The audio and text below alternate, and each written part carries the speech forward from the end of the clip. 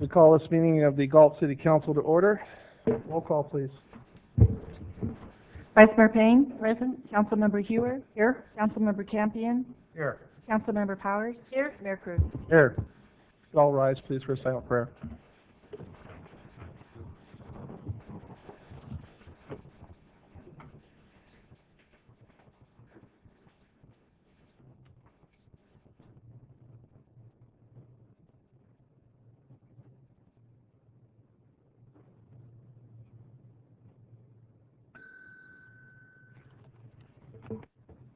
Please follow me in the flag salute.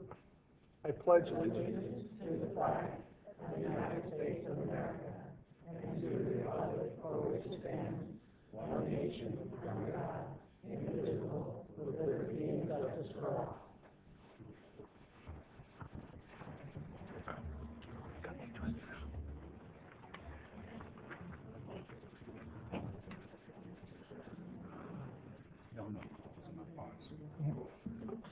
Get the video statement, please. This meeting of the Galt City Council will be cablecast on Metro Cable 14, the Local Government Affairs channel on the Comcast Consolidated Communications and AT&T Uverse cable systems. Tonight's meeting will air Friday, August 5th at 9 a.m. and Saturday, August 6th at 2 p.m. It is being closed captioned and will be webcast at www.sacmetrocable.tv. The City Council meeting videos are also archived on the city's website. Thank you. Do we have any agenda approvals, additions, and/or deletions? None from me. Nope. Seeing none, we'll move on to presentations. Mr. Palazzo, you're up. Mayor, members of council, it's my pleasure this evening to announce that we have 4 new employees to introduce. And I'll have Mark Clarkson of our Public Works Department introduce an employee from for Public Works, and then turn over to Chief Sockman for Police Department. Thank you, Mayor, Council. We have a new supervising administrative person working for us, Judy Houston, who comes from most recently 17 years with Lion Real Estate. We stole her. She is a resident of the city for over 20 years, and so she's local, and she's going to have a few things to say of her own. You got a couple girls. How old are they? I have 2 daughters. They're 30 and 28. One lives in Elk Grove, and the other one's going back to college this year. So we're having her at home, and I've lived here for 26 years and enjoyed being in part of the historical society for a while, as well as my kids all went to school here, and I'm really excited to be working for the city. Well, welcome. Thank you. Thank you.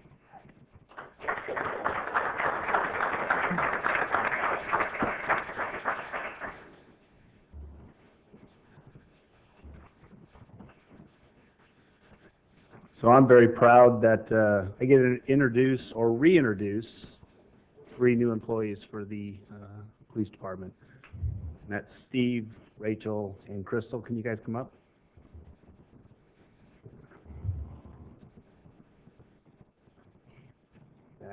And you guys get to face everyone. So, Face the camera and then look sideways. So our first is Steve Warren. Steve Warren's 27 years, retired from Contra Costa County. He retired as a captain.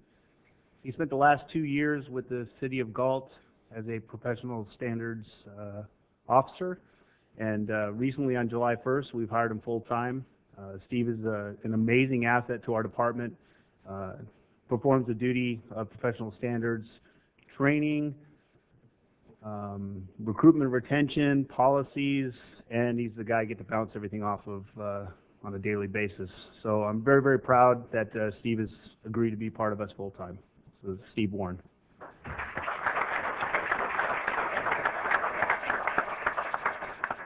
Next, in this reintroduction, is Rachel Barton. And Rachel is a police officer. She spent 2.5 years with the city of Galt full-time. Took a 3-month break, and I'm not quite sure who convinced her, or she convinced herself that she misses this place so much that she asked to come back, and we welcomed her with open arms, and she is returning as a police officer for the City of Galt. We're very proud to have her back.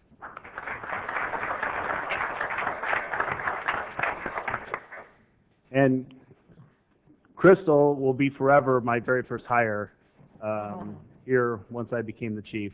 And Crystal, married, children, Galt resident, has some world travels, and she came highly recommended. And she when I interviewed her, all I could do is smile. I was very, very proud.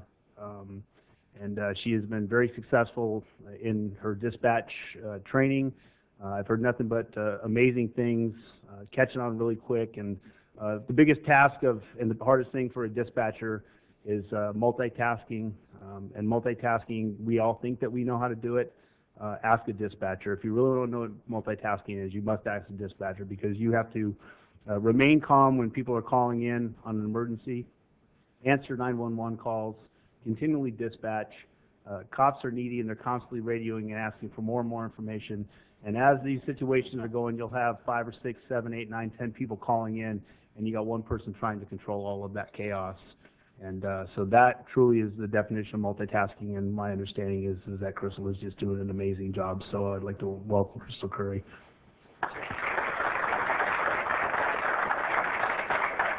Thank you.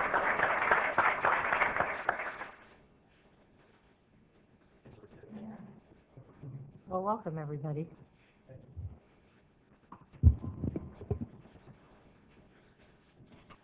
Moving on to the economic development update.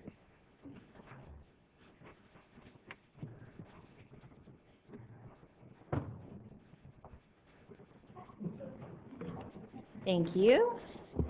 Good afternoon, Mayor and members of City Council. Amy Mendez, Economic Development Manager. I'm going to apologize. I just realized I didn't bring my glasses, so if I'm squinting the entire time, that's why.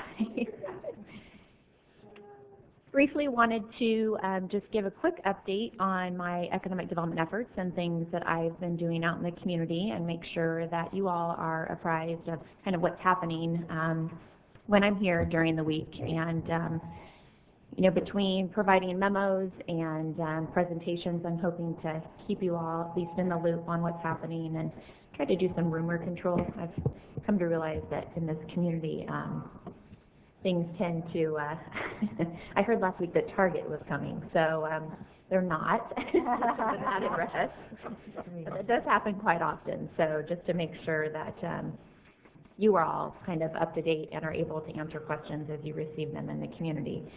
So quickly, you know, business retention and expansion has been a priority for me. I know for Jean as well, and just wanting to make sure that our existing businesses are functioning properly, that they don't need anything or any resources that we maybe would be able to provide.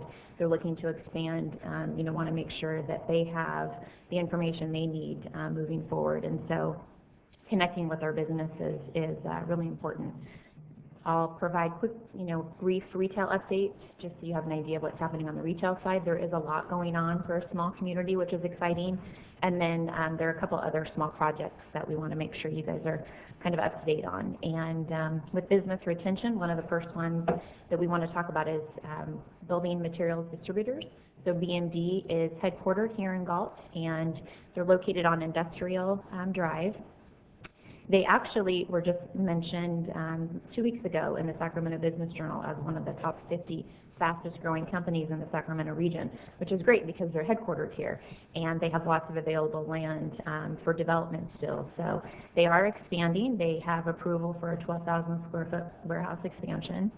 They're very busy right now. And they have the funding for a 12,000 square foot expansion. That's phase one. They're hoping to expand to 65,000 square feet. So on the warehouse side, you know, they do need to store a lot more materials for their customers, and so that's what spurred this expansion here. The Best Western is expanding. I'm sure many of you have heard that they have a 10-room expansion that was just approved. So we hope to see them under construction. And that, you know, lends itself to quite a few things exciting. One, that there's a demand for additional rooms here in this community. Also, the TOT is, you know, for our general fund, a big contributor, and so we want to make sure that we continue to add hotels when necessary here in the community. There's one other kind of update on the motel side that we'll provide later on here in the presentation. L&L Wood, we did a business retention visit out there. I joined Chris Arias and myself, as well as our building official. We went out and did a tour of their building, which is beautiful and really impressive for such a small community to have this grand industrial building. They did a great job on the construction out there. Really great office build out, and they are hoping to do an expansion at some point in the future. They've been really busy, really only open for about a year, but are anticipating they're going to need more room. So we hope to see that happen. And I have quite a good relationship with the general manager out there, so I think that they'll contact us and let us know kind of when they're ready to move that forward.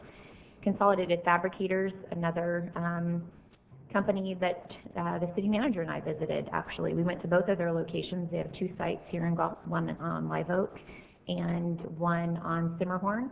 And the Live Oak location, actually, they're getting ready to hire another 10 employees for a swing shift. So it's great to get out and talk to some of these businesses and hear what they have going on and make sure they're aware of some of the incentives that are available for companies that are expanding. So that has been a big focus of ours.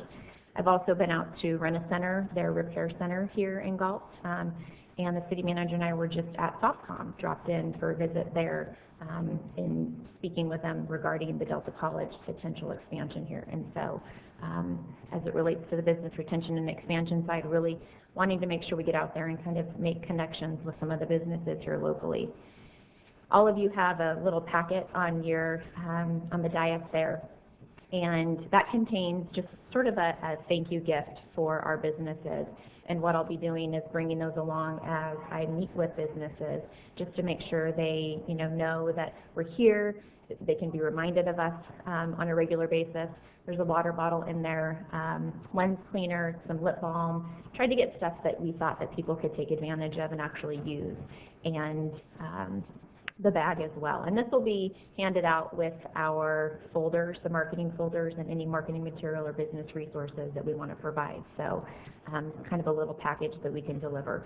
Also be giving these to developers, brokers that we work with, and like I said, it's just really kind of a thank you, letting them know that we appreciate them doing business in Galt. On the retail side of things, we have quite a bit going on. Galt Village, I've got a pretty good relationship with the broker there, and I think that with Starbucks opening pretty soon, we'll see a lot more activity on that corner there. Hopefully we'll open things up a little bit in terms of the connectivity to the center. And Starbucks has their plans in for approval. They're being reviewed right now. We're still waiting on the AM/PM location and ARCO to be submitted, which is in the same area just south of McDonald's on Stockton Boulevard. The H&R Block has plans approved for their tenant improvement build-out. They'll go into the former tanning salon location in the Raleigh Shopping Center.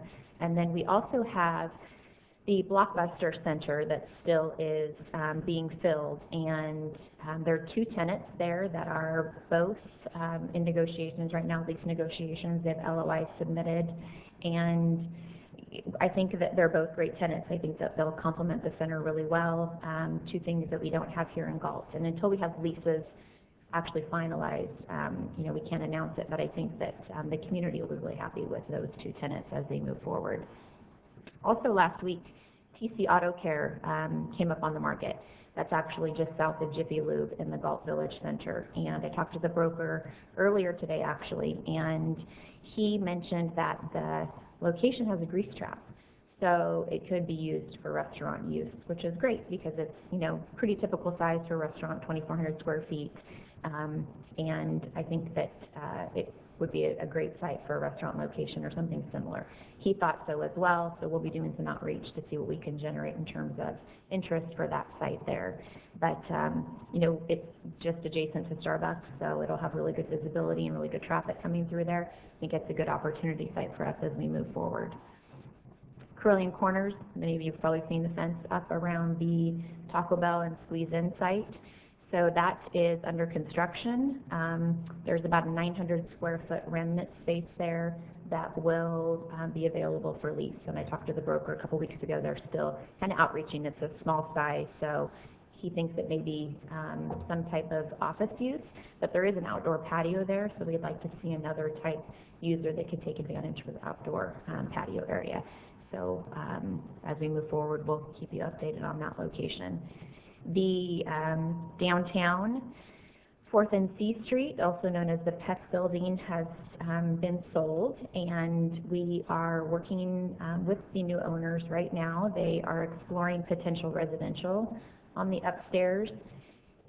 Any other type of use will need an elevator, so they really want to try and do residential apartments up there in order to avoid putting an elevator in. And they are exploring a coffee shop on the bottom floor. That's really what they'd like to see happen there. So been in contact with them, trying to work them through the process. And they also have been in contact with our community development staff. So hopeful that we'll see something happen there.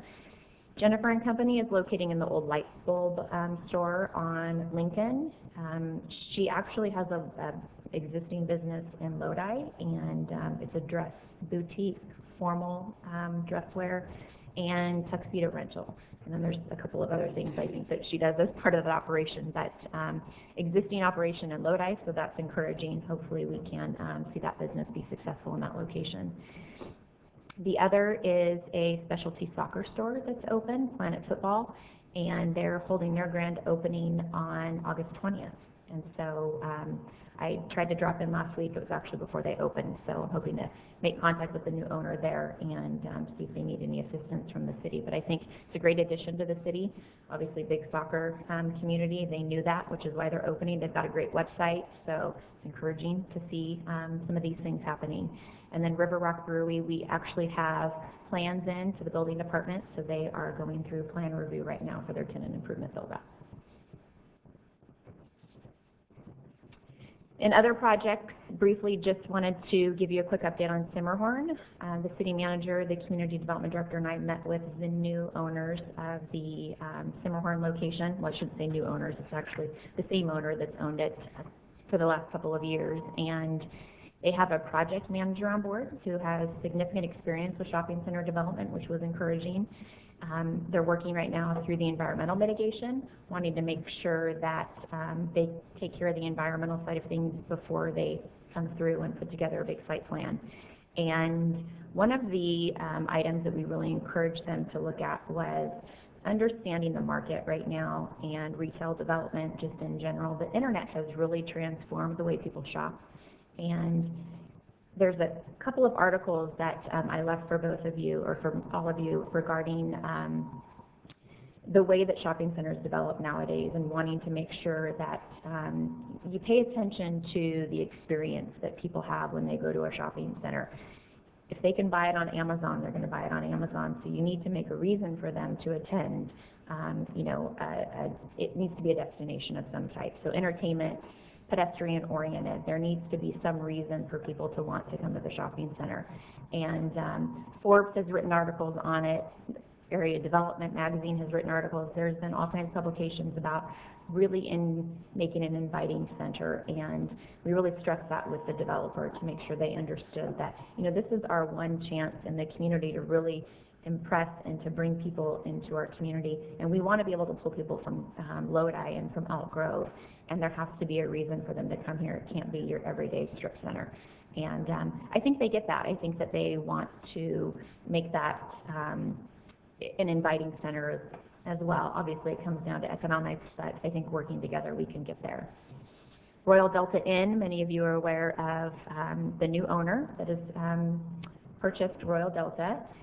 He's been in contact with myself and with our community development department quite a bit, wanting to keep us apprised of what's happening there.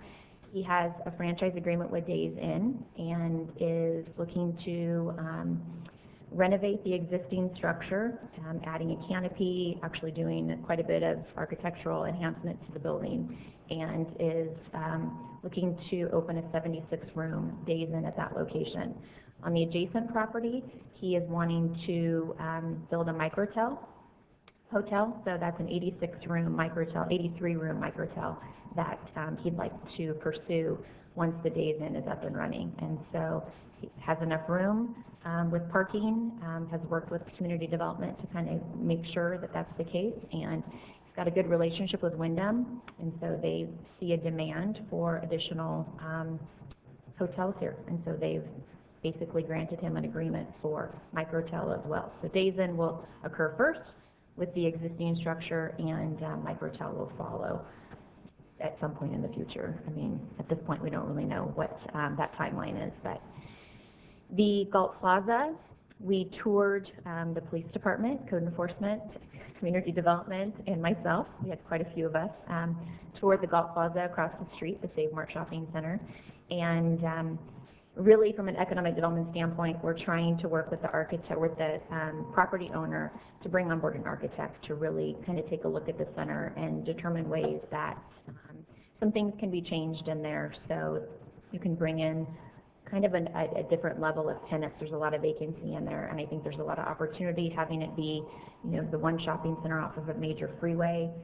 It's the gateway really to our downtown, and we want to make sure that, you know, it leaves a good impression for visitors and for people, you know, residents who are looking to shop. And so we're hoping to, you know, maintain that relationship and work with them moving forward. There's a lot of larger tenants interested in the area. It's just a matter of finding the right space. And the way that the shopping center is existing, you know, it's not something that some of these tenants are willing to locate in. And so we've shared that information, and I am hopeful that we can encourage him to take a look at really the site plan of the center and kind of changing some things around at that location. And then downtown, in regards to some of the work we're doing with the Economic Development Task Force, we're planning a visioning session with some of the downtown property owners. We're going to be outreaching to downtown property owners and business owners, really trying to get a cohesive group together to talk about the future of downtown and where we see that moving in the future, and kind of how we can work together to really get to a point where we have additional shops and boutiques and restaurants down there, and what we can do working together to get to that end goal. So that'll be happening within the next couple of months. And with that, that concludes my presentation. If you have any questions, I'm happy to answer. Questions from council? No. Great presentation. Yeah, thank you. Thank you, Amy. You. I need that. Okay. Moving on to public comment, please. Under Government Code Section 54954.3, members of the public may address council on non-agenda items. Speakers may address council on any agenda item during consideration of the item. Speakers shall restrict their comments to issues that are within the subject matter jurisdiction of the City Council and limit comments to a maximum of 5 minutes. Please fill out a speaker sheet located on the table inside the entrances to the council chambers and forward the completed speaker sheet to the clerk. And we have one sheet for K1, correct? Yes. All right. Moving on, information consent calendar. Do I have a motion to approve? Move to approve. Second. I have a motion by Councilmember Powers and a second by Councilmember Hewer. No. Call for the vote, please, if there's no discussion. Vice Mayor Payne. Yes. Councilmember Hewer. Aye. Councilmember Campion. Aye. Councilmember Powers. Aye. Mayor Cruz. Aye. Vote is 504. Moving on to the regular calendar. Culture and Recreation Department, the 2016 Independence Day Celebration Costs and Revenue Review. Mr. Solis.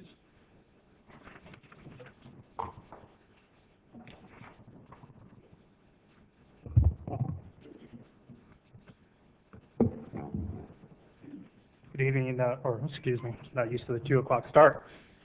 Good afternoon, Mayor and City Council. Armando Solis, Parks and Rec Director.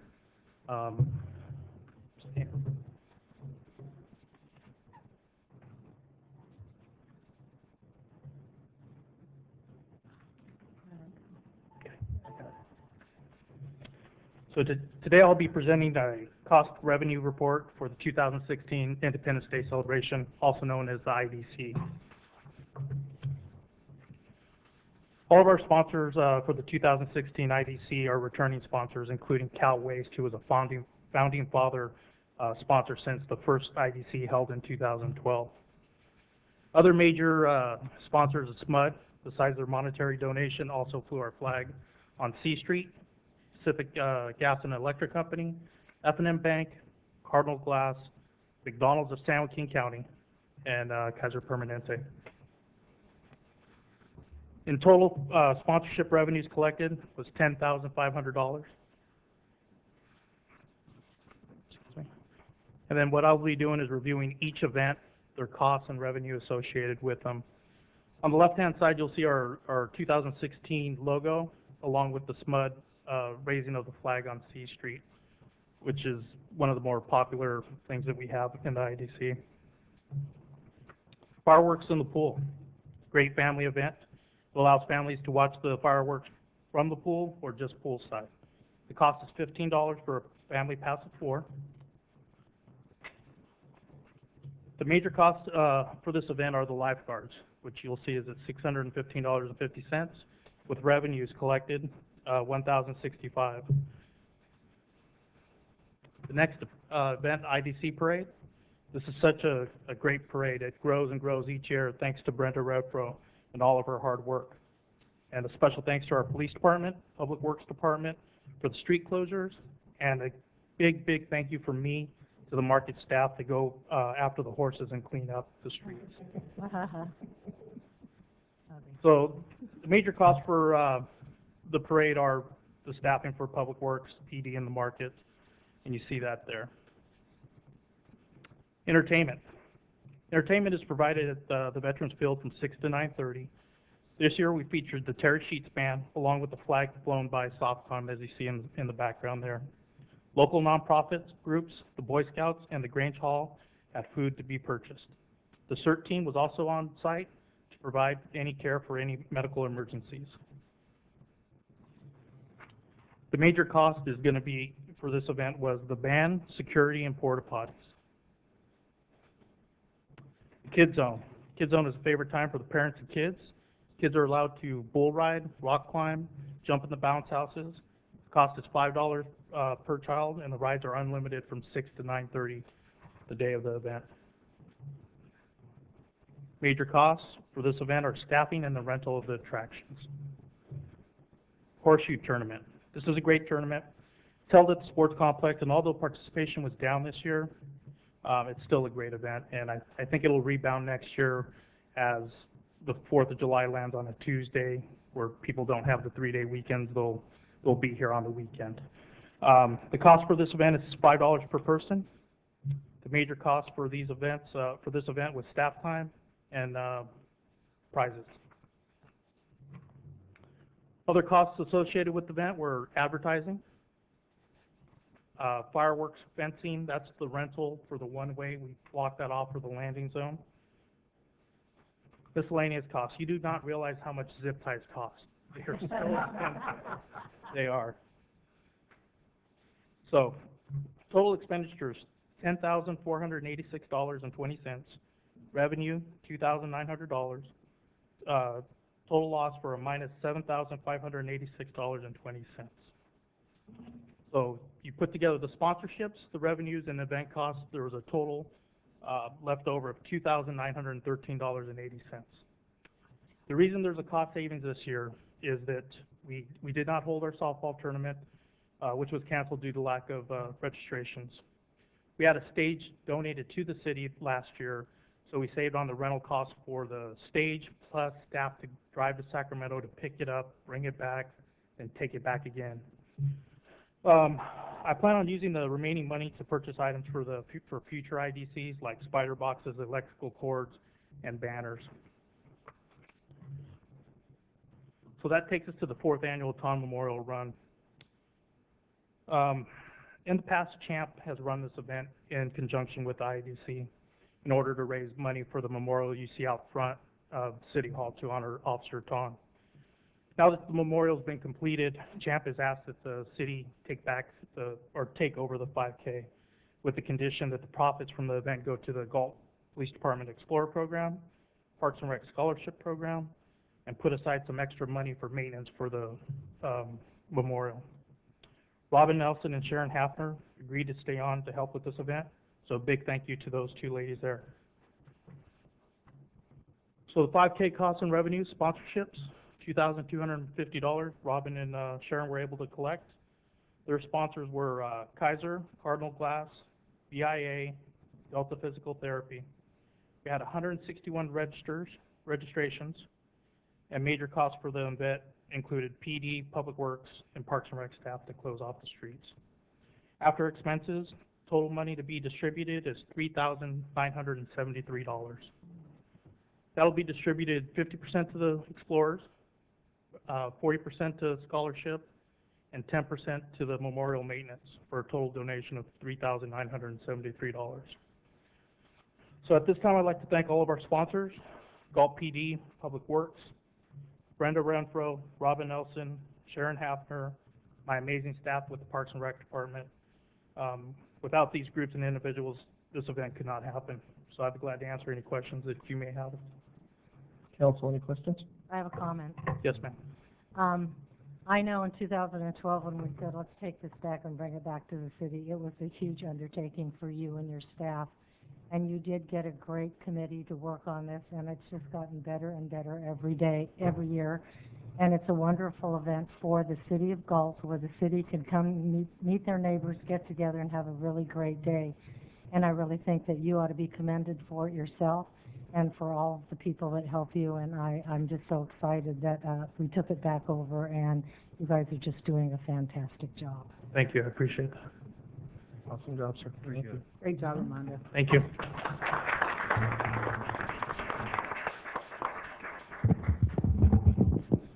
Moving on to the police department. The ordinance adding chapter, I believe it's 10.16, there's a period missing here, to the Galt Municipal Code regarding vehicles for sale on public streets. Chief Stockman. Mayor and council members, I'm going to lead off on this item. The proposed ordinance was introduced at the last regular city council meeting and is presented today for adoption. As discussed at the last meeting, this ordinance would prohibit the parking of any vehicle on a city street or public land when it appears because of a sign in the vehicle that the primary purpose of parking the vehicle at that location is to sell the vehicle. The chief went over the justification for the ordinance at the last city council meeting. And if you noticed, just driving into City Hall today, there's about 7 or 8 cars parked on C Street. There's another handful on Civic Drive, and so that kind of exemplifies the reason that the ordinance is presented for adoption today. Be happy to answer any questions. Council, any questions? No. Do I have a motion to approve? So moved. I have a motion by Councilmember Camden. Do I have a second? Second. I'm sorry. Second. Second by Vice Mayor Payne. Any further discussion? Yes, I have comments. I'm not going to support the ordinance, not because I don't think that it's needed or that there's an issue. I understand the issue. But I think that we need to come up with an alternative, and rather than enacting more restrictions, maybe we need to look at an alternative as, I mean, I think it might be a great opportunity to have some income and to allow a place where people could park cars. And there obviously is a desire. I look on the Facebook on Galt sell and things, and people actually are putting there, and you're absolutely right, they're putting there that the vehicle will be parked on C Street until 9 p.m. and they can come look at it there. Boats, cars, all sorts of things. So maybe we need to look at having a place that people could do that legally without it being an issue. I know that this, so I can't support it because I really believe that we need to come up with an alternative. We need to have solutions, not just enforcement of more regulations. I wasn't here at the last meeting, I'm sorry. Did we bring up, like, any place, was that brought up, and was there any places that were thought of that could work, like that parking lot where the Boys and Girls Club? I said we have a lot of empty parking lots. We have areas that could be used. Yeah, that's what I'm saying, it was brought up at the last meeting. Okay. Yeah, it was my suggestion that I really believe we need to come up with alternatives and not be confiscating people's cars. Okay. Any further discussion? Seeing none, call for the vote, please. Vice Mayor Payne? Aye. Councilmember Hewer? No. Councilmember Campion? Aye. Councilmember Powers? No. Mayor Cruz? Aye. Passes 3-2. I just want to say my no was the caveat of what Councilmember Ewer said.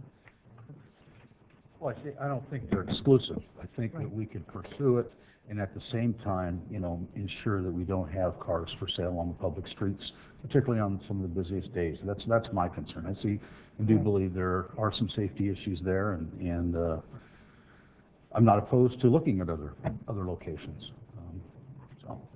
Okay. Open to that. Moving on to city clerk report, community benefit funding grant. Yes, we have, council adopted a formal policy for this grant program in March 2012. The first grants were awarded back in fiscal year 2014. I received 3 applications. First is Galt Area Historical Society for a barn project. They're asking for $10,000. Laheim of Galt Incorporated Community Quilt Project. They're asking for $2,745. And the Real Life Church of Galt Real Life After School Program for $7,500. A copy of the current community benefit funding grant policy and a matrix of the application received and the amount requested is attached to the agenda report. Yesterday, our Councilmember Campion asked for a copy of the resolution that was passed back in 2012. I wasn't sure if everybody checked their boxes, so I brought the copies in with me. Pass them down. Did you get yours, Lori? Mm-hmm. Okay. I didn't. Thank you. Did you get yours? Yeah, I got it. And I do have one speaker sheet on this, Melody Lamson. I got it. These are extras. Do you need one?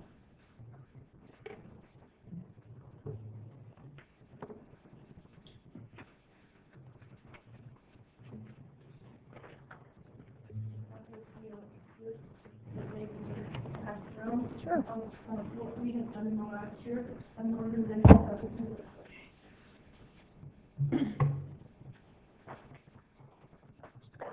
First, let me say that my name is Melody Lamson, the current president of Laheim.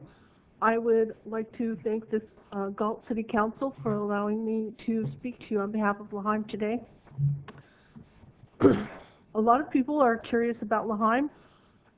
We are frequently asked, what is Laheim, or what do you do at Laheim? Let me point out that the concept of Laheim is totally unique in the world of nonprofit organizations. The word Laheim is a Hebrew word used to make a toast, literally meaning to life. You may recall the movie Fiddler on the Roof, where the word was used in incorrect context, such as Laheim, toast. To us at Laheim, it means we are honoring life and those who live it by helping those in need. Many of the volunteers at Laheim possess skills such as sewing, quilting, crocheting, knitting, embroidery, and weaving, etc. These skills stem from our ancestors and are being lost on a fast-paced society. These skills will eventually be obsolete. We at Laheim are making every effort to keep these skills alive by using them and teaching what we know to others. Another sad but true fact about us as a society is that we are materialistic and wasteful. How many times have you or your family members felt that urge of creativity and went and bought all that fabric and you're going to make that stylish outfit or an Afghan or a sweater or whatever it was? It didn't get done, and you started your project, maybe you set it aside. Pretty soon you have a room full of those things and maybe a garage full. And what do you do with those unfinished fabric yarn projects? You have several choices. The Goodwill, the Salvation Army come to mind. If you have ever frequented those places, you will notice that there is no selection of fabrics or yarn. They will not sell your unfinished projects. These will either go to a fabric mill where they will become something else entirely, or more often than not, they will go to a landfill to become contributors of the greenhouse gases that are ruining our atmosphere. Sadly, in the U.S. alone, 11 million tons of assorted fabrics go into our landfills each year. Step in, Laheim. We try to fill this gap. We rescue hundreds of yards of unwanted fabric each year and countless skeins of yarn through donations. Some of it we sell to those in the community who do so, etc. Some of it we do sell it cheaper than retail stores. Some of it we turn into items we can sell in our boutique. Much of it becomes quilts, hats, and afghans that we sell or give to those in need right here in Galt. Many times we get things in our donations that we cannot use. Our donations get sorted into several categories, as you will see at the first half of that handout I gave you. You will notice 3 of those charities are right here in Galt. Generally, the public in Galt does not know these items would be better served with the Sunshine Closet, for example. Not many people even know about these other programs, so we share and distribute accordingly. And yes, Goodwill and Salvation Army are on that list because sometimes we get things that is better appropriately placed in those places. We are presently involved with Horizon Quilters to put a handmade quilt on every bed at River City Rehab and Herald. Did you know there are people right here in Galt who are too poor to go to the Goodwill for their clothes? Again, step in Laheim. We know how to help them when we come in contact with these people. We also make hygiene kits, and for them, you will notice that on our distribution on the second half of the handout. I have got examples of some of the things we make. We make bags. We collect items, toothpaste, toothbrush, washcloth, soap, deodorant, etc. We put them in kits, and we give them to people with homeless, people in need, right here in Galt. Here's an example of some of our quilt squares. These get made into quilt tops. I have an example of a quilt top right here. Mrs. Lamson, you're going to have to wrap it up. Okay, sorry. So, shopping bags. These bags get turned into shopping bags. Anyway, unfortunately, Laheim does not make enough money to support itself and keep our operation going through our boutique. Our sewing machines are fairly old and need maintenance. Sometimes we need to purchase supplies. That is why we're asking you for help. Please consider Laheim as a worthwhile cause in your decision-making process. And thank you again for allowing me to speak and your consideration. And please come and visit us at Laheim. We are located on 4th Street between D and E. Come and see our operation and get some hometown therapy. Thank you. I just wanted to comment that I do appreciate the fact that you're keeping handcrafting alive. My granddaughter came to visit me and went down to Laheim, and they taught her how to sew. Unfortunately, her grandmother couldn't teach her that, so thank you, Laheim. Okay. Discussions from council. I don't have any questions. Any recommendations? I think I would like to hear from all the, I don't have any other, I don't have any speaker sheets. Oh, okay. Not specific to Laheim, but I was looking over the resolution and trying to look at what the resolution says and what we have in terms of proposals in front of us. But one of the main issues, it says that the monies are not to be considered for ongoing operating expenses. And I'm looking through these budgets, and many of them are ongoing operational expenses. So I'm not sure how the council wants to address this, but clearly it doesn't follow what appears to be the intent of the resolution, which was approved in 2012. I think Laheim's application looks like, some of this for capital outlay, which would appear to be consistent. Looking at the Real Life Church, most of that looks like operational expenses rather than single project costs. And then looking at the Historical Society, that is a single project. So I can see where 2 of them meet the criteria very clearly. However, I have real questions as to the Real Life Church funding proposal. So I'll leave that for discussion. Okay. Discussion? Yeah, Donna also provided us with the background regarding the funding policy and how that came into being. And it really, it wasn't supposed to fund ongoing expenses. It was supposed to be for a project. It was supposed to be for a special need. We have funded the after-school program now for 2 or 3 years. It's 2 or 3 years, or it's at least 2 years. I think this would be the 3rd year.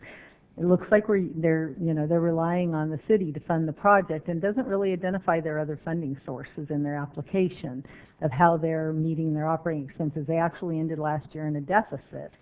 So that concerns me, that when you look at their budget from last year, they ended in a deficit.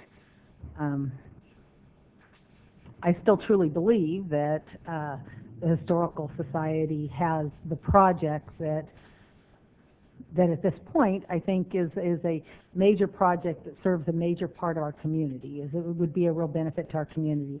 I think that all of the organizations are doing wonderful things for our community.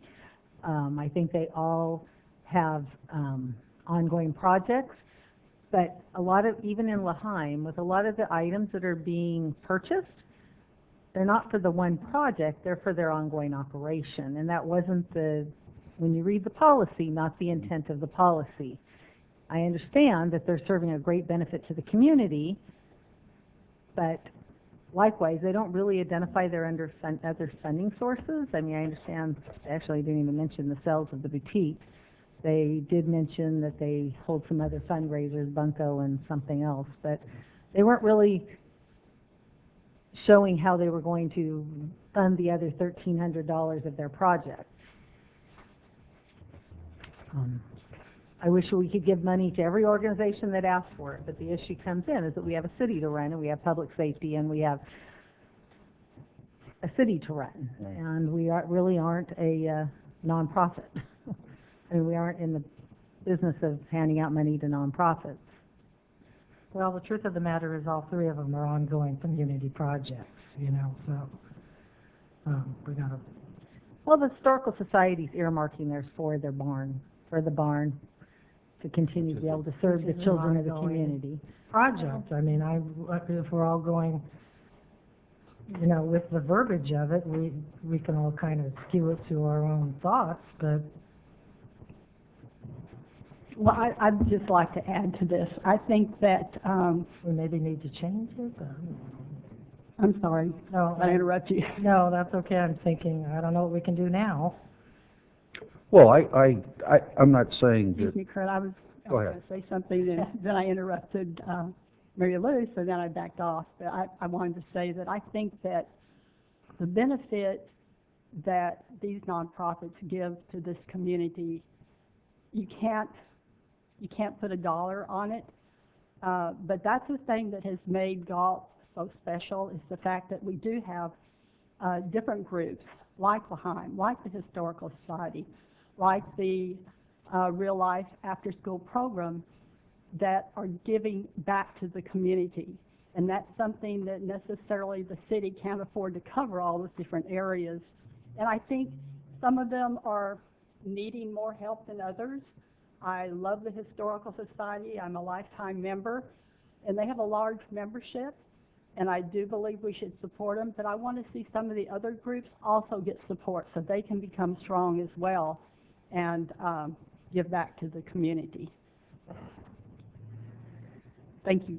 Go ahead, Kurt. Lost my train of thought.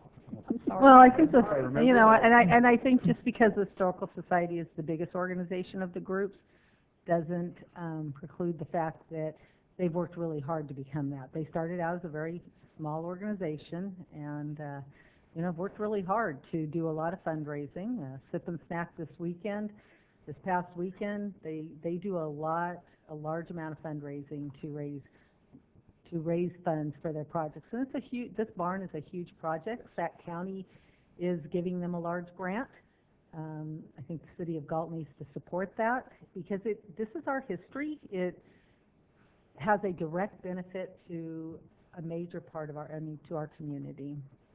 And the other, I'm not saying that there are tons of, we have, one of the great things about Galt is there are so many organizations that work for the community, that do things for the community.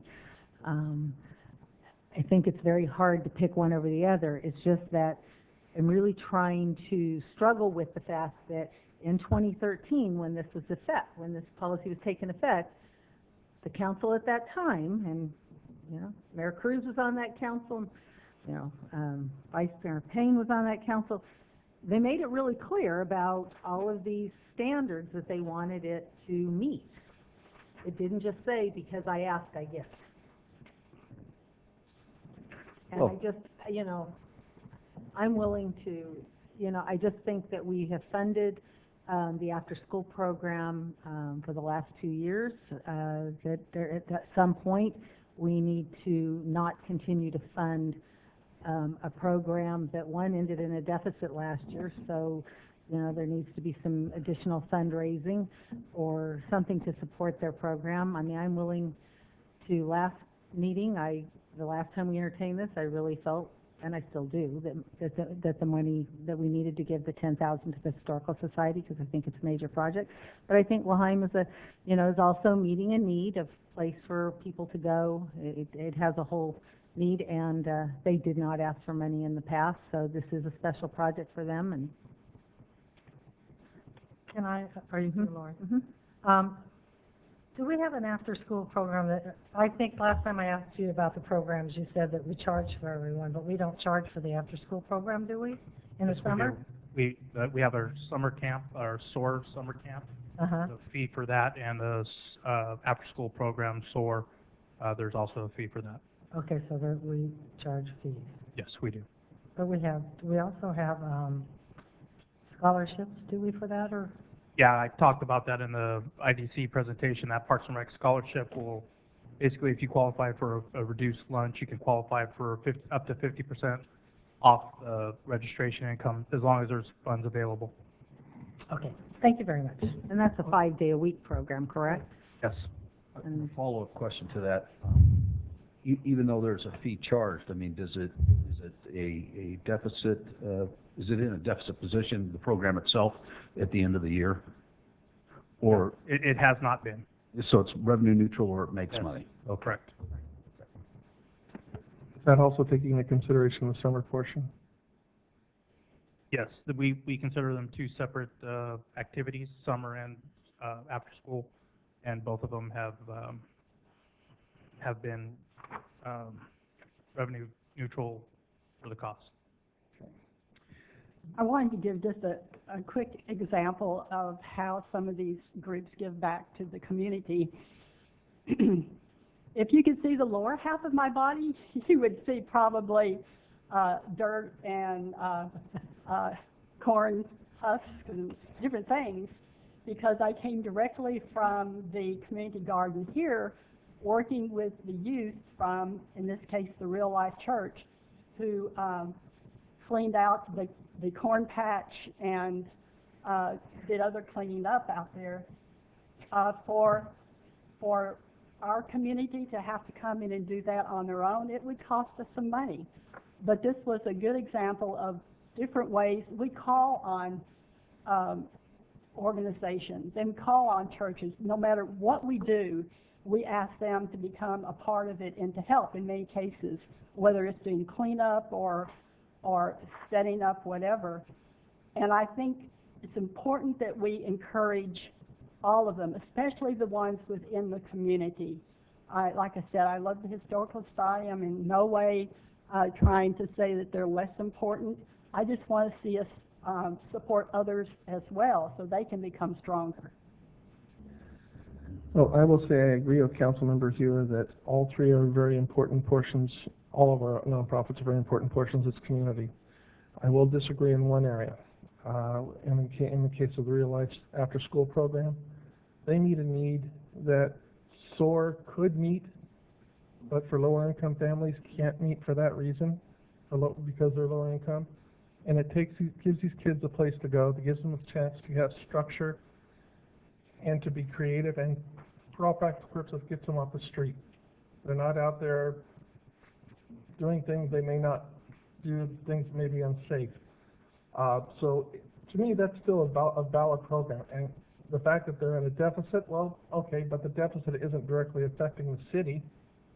So that's their issue as far as how they manage things. And again, since they are a nonprofit, I don't expect them to make money on the deal.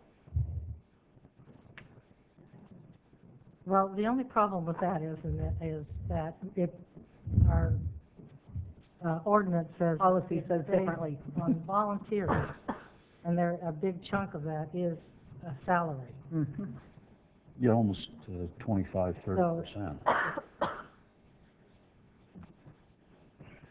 And that's, No, yeah, that's where you lose the $2,900 is the $3,000 for the salary, which is. But I can't imagine how you'd have a project with youth without having adults, and hopefully adults that are somewhat educated in that field.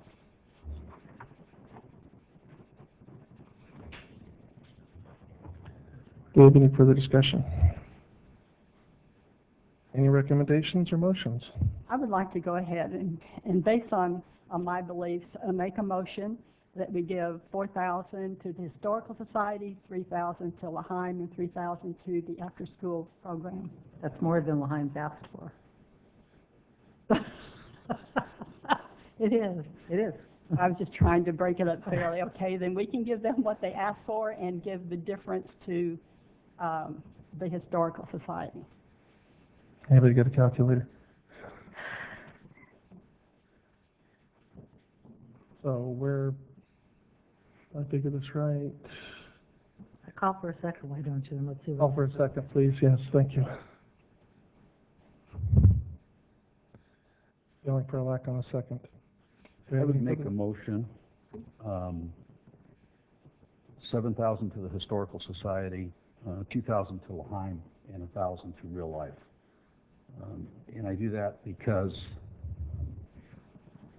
I don't believe that the Real Life Church actually meets the intent of our resolution, but I do believe that they provide a needed project in operation, and I simply wouldn't want to not fund them because we today decide to enforce what rules we have self-imposed. So I would make that in the form of a motion. I have a motion by Councilmember Canton. Do I have a second? I would second that motion. And I would like to add my comment in that I do believe that it's important just to make the gesture from the city to say we support what you're doing. Mm-hmm. And even though the Real Life Church asked for a lot more money, at least we're saying that we do think you're doing good work, and the city is supporting that.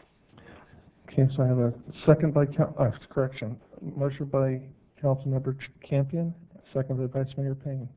Do we have any further discussion? I just would like to add that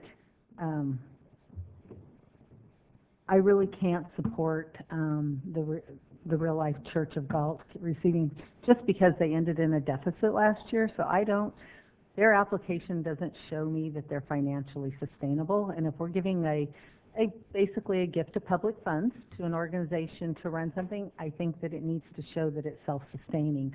I think that we do need to follow the policy, and if you have an organization that's not self-sustaining, and it's not that they're not providing a valuable service, because I know that they are. It's a once-a-week program, serves, they've made presentations here, serves a number of children, and is a good organization, but it doesn't meet the policy, and I think that policies are put in place for a reason. If you want to come back and change the policy in the future, but I can't support something that does not meet the policy.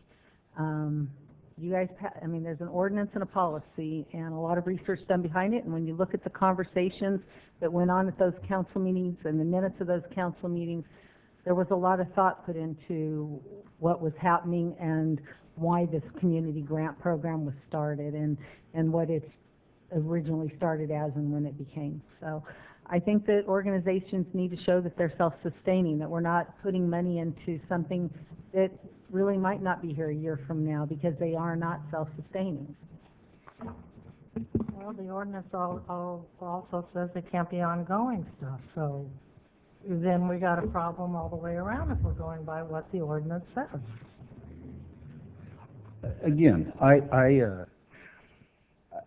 you know, the council has established these rules.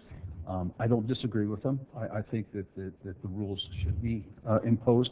However, I don't think that any one of us was cognizant of the specific language that's in here until just recently. And therefore, you know, it kind of catches the applicant off guard that I think what the message is, this is probably the last year for this organization if these rules are not amended. Right. I think that's what it comes down to. And I think it's only in all fairness that we should at least fund it this year. Because quite frankly, I don't know if the application should have actually been accepted when you get right down to it. Which application? For real life. Real life. Because I don't believe it does truly meet the intent, but at the same time, they're the council's rules, and I think that for purposes of bringing this year to a conclusion, and in all fairness, they should get some funding. Okay, any further discussion? And call for the vote, please. Vice Mayor Payne? Aye. Councilmember Hewer? No. Councilmember Campion? Aye. Councilmember Powers? Aye. Mayor Cruz? No. But the measure passes 3-2.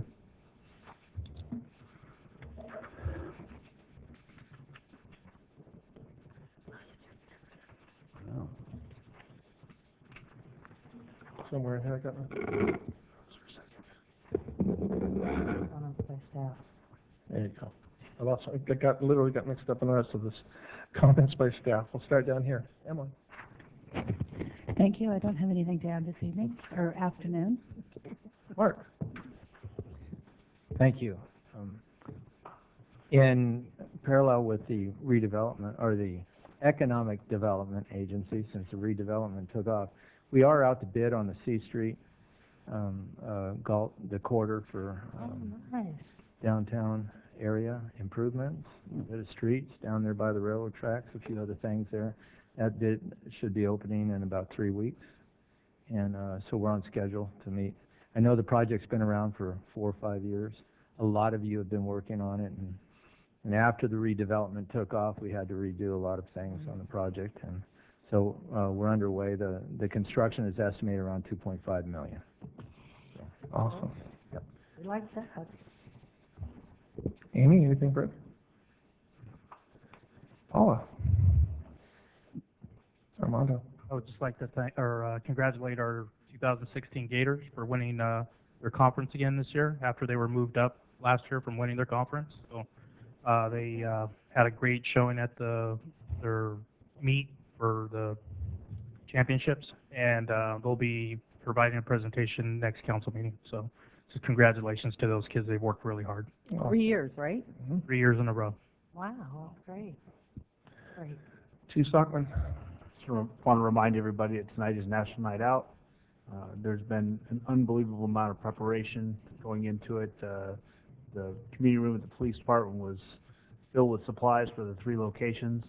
And I also want to thank TJ Gattati for all of his hard work. He's just amazing and just did an amazing job for this event. Should be a lot of fun. And those who are traveling by the caravan are to be at the police station by what time? 5:30. Okay, thank you, sir.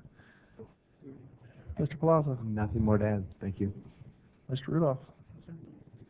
Okay. You guys have been awfully quiet tonight. There. I What don't is know up if we to should be now? worried or what.